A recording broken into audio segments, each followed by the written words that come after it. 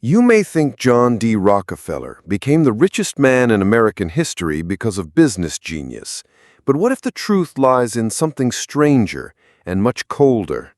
Not in a boardroom, but on a porch, where he watched a smiling stranger talk people out of their money. Not in a schoolroom, but in a silent kitchen, where a mother taught that stillness could wield more power than wealth. Before he learned how to conquer oil, John D. Rockefeller had to survive two entirely different worlds under one fragile roof. John didn't know at first what his father really was. To other children, Dad meant stability, but for young John, his father was a riddle with polished shoes. William Avery Rockefeller, snake oil salesman, self-styled botanic physician, and professional liar, came and went like fog. He told fortunes, sold miracle elixirs, disappeared for months at a time, and reappeared with stories too dazzling to question. To John, his father was a magician, but the trick was darker than it seemed. Sometimes he watched from the porch. A flash of coin, a confident laugh, a crowd leaning in. William didn't force people, he seduced them. He studied not just what he said, but how he said it. He learned that power didn't always shout, sometimes it smiled. But when William vanished again, the house changed. Inside, his mother held everything together. A devout Baptist, she believed in discipline, thrift, and silence. The kitchen smelled of boiled potatoes and lye soap. Each jar on the shelf was aligned, each towel folded once, then again. There were no stories here, only work. Eliza rarely raised her voice, but you could feel her disapproval like ice. She didn't threaten, she didn't need to. John learned to read her pauses like scripture. Where his father charmed, his mother commanded, without ever needing to say the words. Imagine being a child in that house. One day the world is a carnival, smoke, showmanship, promises. The next, it is a monastery of boiled beans and moral clarity. The front porch led to risk and illusion. The pantry led to order and invisibility. And John, he stood between them. A boy with a foot in two realities, trying to make sense of which one was real and which one would prepare him for the world. It was Eliza who gave him the book, not for dreams, for numbers. Each cent earned, each cent saved, each item purchased. At 13, John began recording his finances obsessively. Where his father dealt in risk, John built order.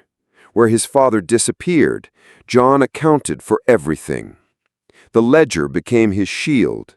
In a world where nothing felt stable, it was proof of control. He stopped believing William's stories.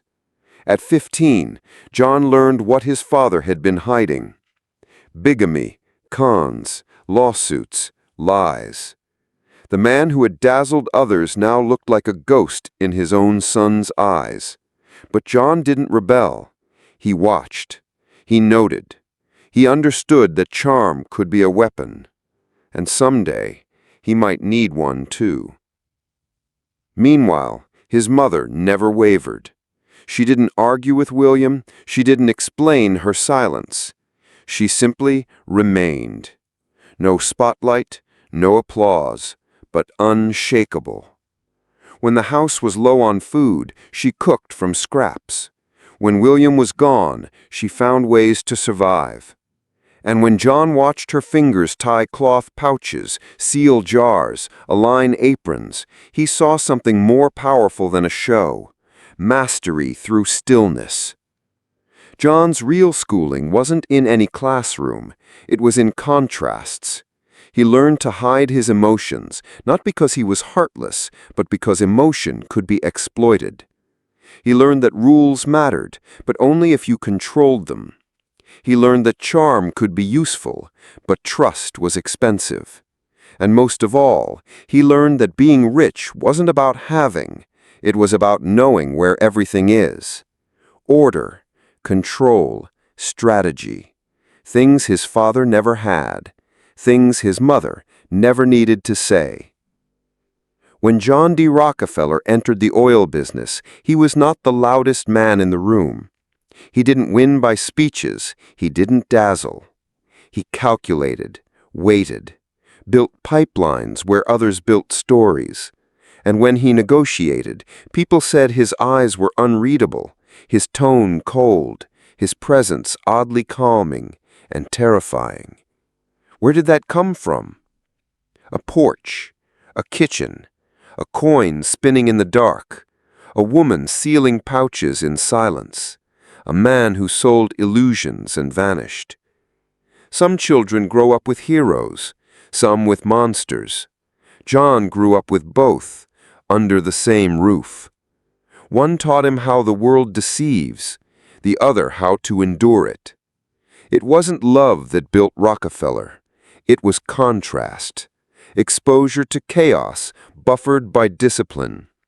And in that tension, between the performance and the silence, a boy became a machine, unemotional, methodical, relentless.